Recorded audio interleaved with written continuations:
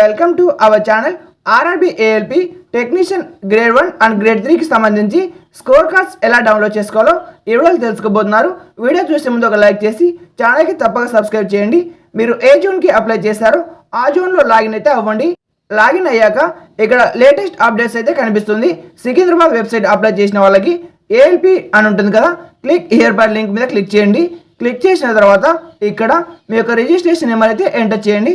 కింద మీ యొక్క date of birth enter చేసి క్యాప్చాని ఎంటర్ చేసి లాగిన్ అనే ఆప్షన్ మీద క్లిక్ చేయాలి. ఎవరైతే ఏఎల్పికి సంబంధించో వాళ్ళు, అలాగే టెక్నీషియన్ గ్రేడ్ 1 అండ్ గ్రేడ్ 3కి ఎవరైతే ఎగ్జామ్ రాస్తారో వాళ్ళు క్లిక్ హియర్ పై లింక్ అని కనిపిస్తుంది, దాని మీద క్లిక్ చేయండి. సేమ్ ప్రాసెస్ మీరు కూడా మీ యొక్క రిజిస్ట్రేషన్ నెంబర్ ఎంటర్ చేసి కింద డేట్ ఆఫ్ బర్త్ అయితే ఉంటుంది, అది కూడా ఎంటర్ చేసి క్యాప్చాని ఎంటర్ చేసి లాగిన్ అయితే అవ్వండి. లాగిన్ అయ్యాక మీ యొక్క డీటెయిల్స్ అయితే కనిపిస్తాయి. పైన మీకు పార్ట్ ఏ పార్ట్ బి ఇలా కనిపిస్తాయి కదా, అలా కనిపించినప్పుడు మీరు ఏం చేయాలంటే పైన లింక్ చూడండి.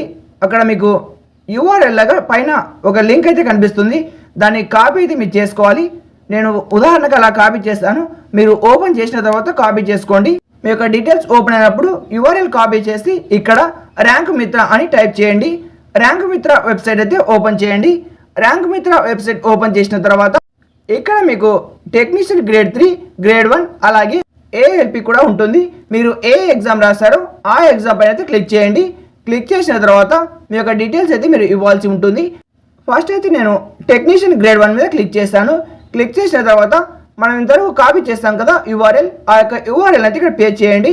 మీ యొక్క డీటెయిల్స్ ఓపెన్ అయినప్పుడు పైన లింక్ లాగా ఉంటుంది, దాన్ని యూఆర్ఎల్ అంటారు. అక్కడ కాపీ చేసి ఇక్కడ రెండోది వచ్చేసి మీ కేటగిరీ అయితే సెలెక్ట్ చేసుకోండి. మీ కేటగిరీ ఏదైతే అది సెలెక్ట్ చేయండి. కింద జెండర్ అయితే ఉంటుంది, మేల్ అయితే మేల్, ఫీమేల్ అయితే ఫీమేల్ సెలెక్ట్ చేసుకోండి. ఆ తర్వాత మీ జోన్ అయితే ఉంటుంది.